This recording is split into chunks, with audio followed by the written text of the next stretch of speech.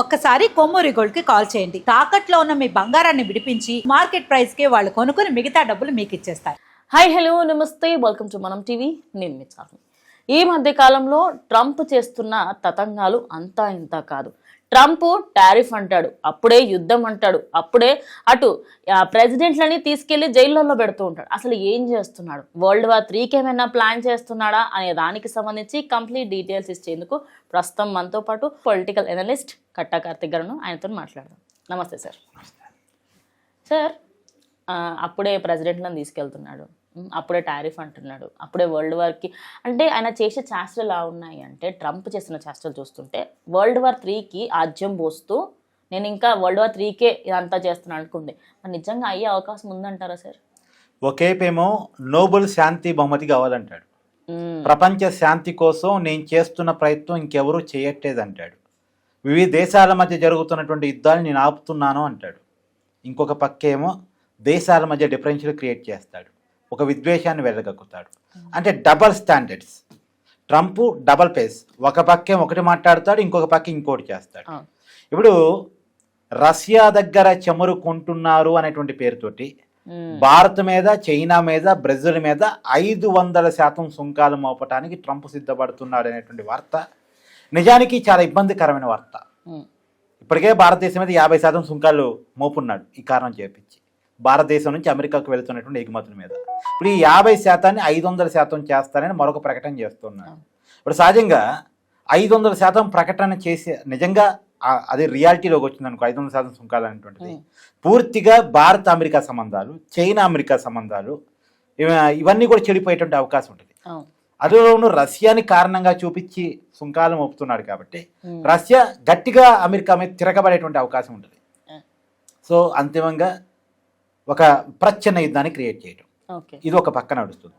ఇంకొక పక్క నువ్వు అన్నట్టు వెనిజులా దేశ అధ్యక్షుడిని డ్రగ్స్ కారణాన్ని చూపిస్తూ ఆ దేశం మీదకి ఒక రకంగా దండయాత్ర చేసి, చెప్పా పెట్టకుండా దండయాత్ర చేసి వాళ్ళ దేశ అధ్యక్షుడిని బందీ చేసి వేల దేశానికి పట్టుకొచ్చి, వేల దేశంలో కరుడు కట్టిన నేరస్తులు ఉండేటువంటి న్యూయార్క్ జైల్లో పెట్టి వేల దేశ చట్టాల ప్రకారం శిక్షిస్తే, ఇప్పుడు ఏ దేశానికి ఆ దేశం సపరేట్ చట్టాలు ఉంటాయి.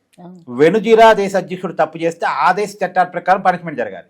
కానీ అమెరికా దేశకొచ్చి అమెరికా చట్టాల ప్రకారం నువ్వు పని చేస్తున్నావంటే నీకేం రైట్ ఉందని చేస్తున్నావు. ఇంకొకటి మనం మాట్లాడుకోవాల్సింది ఏంటంటే, నువ్వు డ్రగ్స్ కేసు కారణంగా చూపించి ఆ దేశ అధ్యక్షుని పట్టుకొచ్చావు, ఆ దేశం నుంచి నీ దేశంలో డ్రగ్స్ వస్తున్నాయని. ఒకవేళ డ్రగ్సే వస్తున్నాయి అనుకో, అడ్డుకోలేకపోతున్నాను. అంత పెద్ద దేశం కదా, అమెరికా చాలా పెద్ద దేశం కదా, ఎందుకు అడ్డు? వెనిజులా అనేటువంటి ఒక చిన్న దేశం నుంచి ఇప్పుడు అక్కడ మాయమైపోయి ఇక్కడ ప్రత్యక్షంగా మామూలుగా ఎలా వస్తే విమానాల ద్వారా వస్తాయి, లేదా నౌకల ద్వారా, షిప్ల ద్వారా వస్తాయి. ఇప్పుడు ఈ రెండు మార్గాల్ని నువ్వు ఏమైనా టార్గెట్ చేయలేవా? ఒక దేశ అధ్యక్షుడినే పట్టుకొచ్చేంత టెక్నాలజీ నీ దగ్గర ఉన్నప్పుడు ఈ డ్రగ్స్ను పట్టుకోవడం పెద్ద విషయమా? డ్రగ్స్ ఆపుకోవటం అనేటువంటిది నీ ఫెయిల్యూర్ కదా. నీ ఫెయిల్యూర్ని అవతలోడి మీద తోసేసి అవతలోని పట్టుకొచ్చి నీ జైల్లో పెట్టి నువ్వు శిక్షిస్తా అంటే ఎట్ట కరెక్ట్? రెండోది, నిజమే డ్రగ్సే రీజన్ అనుకుందాం కదా, డ్రగ్సే రీజన్ అయి ఉంటే నువ్వేం చేయాలి? వెనిజులాలో డ్రగ్స్ ప్రొడక్షన్ మీద, డ్రగ్స్ ప్రాసెస్ మీద కండిషన్స్ పెట్టాలి. కానీ నువ్వేం చేసావు? ఎప్పుడైతే వెనిజులా దేశ అధ్యక్షుడిని అదుపులో తీసుకున్నావో, వెనిజులాని నీ చేతుల్లోకి తీసుకున్నావో, వెంటనే వెనిజులా చమురు కొనుగోళ్ల మీద ఆంక్షలు పెట్టావు. అసలు చమురు నీ సబ్జెక్ట్ కాదు కదా, నీ సబ్జెక్ట్ డ్రగ్స్. నువ్వు డ్రగ్స్ను కారణంగా చూపిస్తూ ఆ దేశ అధ్యక్షుని పట్టుకొచ్చావు. మరి చమురు మీద ఎందుకు ఆంక్షలు పెడుతున్నావు? చమురు కొనుగోలు మీద ఎందుకు ఆంక్షలు పెడుతున్నావు? అంటే అంతిమంగా నువ్వు పైకి చెప్పని కారణం చమురు కోసమే నువ్వు వెనిజులా దేశ అధ్యక్షుని పట్టుకొచ్చావు. అది క్లియర్గా అర్థమైపోతుంది. నిజానికి జరిగింది ఏంది? వెనిజులా దేశం ఒకప్పుడు అమెరికా చమురు కంపెనీ మీద డిపెండ్ అయి ఉండేది. అమెరికాలో చమురు మొత్తం కూడా వెనిజులాలో అమెరికా చమురు కంపెనీలు వ్యాపారం చేసుకుంటుండే. కానీ ఎప్పుడైతే అక్కడ సోషలిస్ట్ ప్రభుత్వం చావేజ్ నాయకత్వం ఏర్పడిందో మొత్తం జాతీయం చేశారు, ప్రభుత్వం స్వాధీనం చేసుకుంది, అమెరికా కంపెనీని వెళ్ళగొట్టింది. వెళ్ళగొట్టినప్పటి నుంచి కూడా కోపంగా ఉంది అమెరికా. అప్పుడు చావేజ్ పెద్ద ప్రజానాయకుడు, ఏదో చేయాలనుకుంటే ఏమీ చేయలేకపోయాడు. సో ఎప్పుడైతే చావేజ్ చనిపోయాడో నెక్స్ట్ ఈ నికోలస్ ఇతను వచ్చారు, ఇప్పుడు ప్రెసిడెంట్గా ఉన్నటువంటి వ్యక్తి వచ్చారు. అతను వచ్చిన తర్వాత ఒక వీక్నెస్ పాయింట్ పట్టుకున్నారు, వీక్నెస్ టైం చూసుకున్నారు, ఏకంగా అతను ఇంటి మీద దాడి చేసి అతను పట్టుకొచ్చారు. ఇప్పుడు జరిగింది కేవలం చమురు కోసం. ఇప్పుడు చమురుని అమెరికా కంపెనీలు మళ్ళీ తిరిగి తమ ఆధీనంలో తీసుకోబోతున్నాయి. అయితే ఇక్కడ ఒక నష్టం ఉంది. ఏంది, ఇప్పుడు వెనిజులాని తమ ఆధీనంలో తీసుకున్నారు. వెనిజులా చమురు కొనుగోలు మీద ఆంక్షలు పెట్టారు. వెనిజులా నుంచి ఎవరు చమురు ఎక్కువ కొంటున్నారు? చైనా కొంటుంది. అంటే ఇప్పుడు చైనాతో తలగొక్కుంది. పైగా వెనిజులా నుంచి ఒక 3 నౌకలు వెళుతూ ఉంటే ఆ 3 నౌకలు ఒక నౌకని, అంటే 2 నౌకలను ఆల్రెడీ పట్టుకుంది, ఒక నౌకను అయితే వెంబడించి పట్టుకుంది. ఆ నౌకకి రష్యా జెండా ఉంది. రష్యా దీని మీద సీరియస్ అయింది. ఇప్పుడు ఒకదానికి ఒకటి రీజన్ ఇయాడే అమెరికా రష్యాని చైనాని మరీ ఎక్కువ కోక్కుంటుంది అతిగా. అంటే నీకు కోపం అంటే సహనానికి కూడా ఒక అర్థం ఉంటుందిగా, ఆ సహనం నశించేంతగా వాళ్ళని కోక్కుంటుంది. నిజానికి ఇప్పుడు ఉన్నటువంటి సమాజంలో రియాలిటీలో చూసినప్పుడు ఏ దేశం ఇంకో దేశం మీద యుద్ధానికి రాదు. ఎందుకంటే అందరి దగ్గర పెద్ద పెద్ద ఆయుధాలు ఉన్నాయి, అణ్వాయుధాలు ఉన్నాయి. ఈ అన్ని పెద్ద దేశాలే.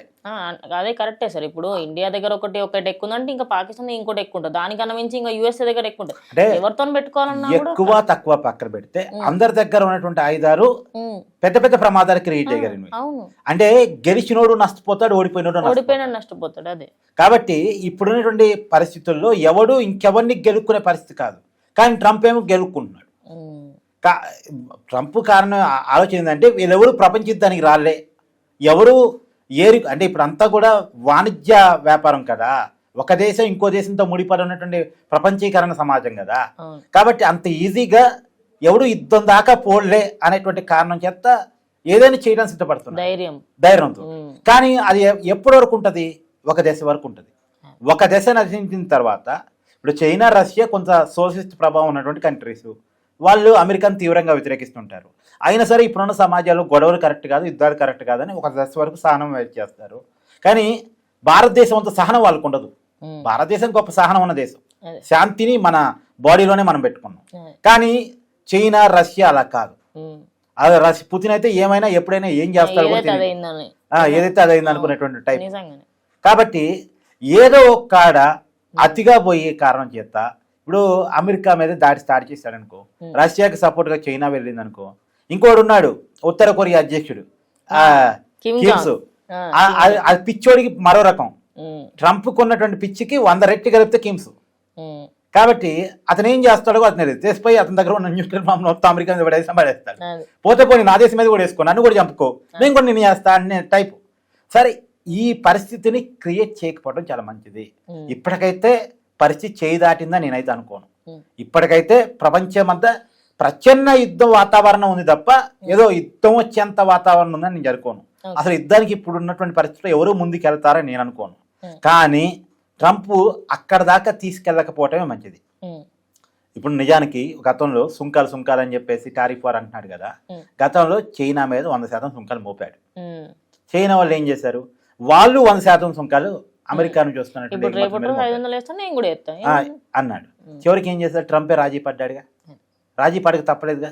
ఇప్పుడు చైనా వస్తువులు లేకుండా అమెరికా బతకగలుగుతుందా? అసలు చైనా నుంచి వచ్చే చిప్పుల ద్వారానే అమెరికా విమానయాన రంగం నడుస్తుంది. నాకెందుకు సార్, మొత్తం వాడి వ్యవస్థ అంతా చైనా మీద, బ్యాగుల కాడికి వెళ్ళి వాడి ఫోన్స్ అన్ని అక్కడి నుంచే కదా. ఈవెందో వాడి క్రెడిబిలిటీగా చెప్పుకునేటువంటి ఐఫోన్ లో కూడా చైనా నుంచి వచ్చేటువంటి చిప్పులతో నడుస్తున్నటువంటి పరిస్థితి. సో అక్కడ అమెరికా కారణం కావచ్చు, ఇవన్నీ కూడా రియాలిటీని మర్చిపోయి అతిగా అంచనా వేసుకుంటే అంతిమంగా దెబ్బతినేది అమెరికానే. ఇప్పుడు ఎగ్జాంపుల్ అబ్బా, మన దేశం కాడికే వచ్చేద్దాం.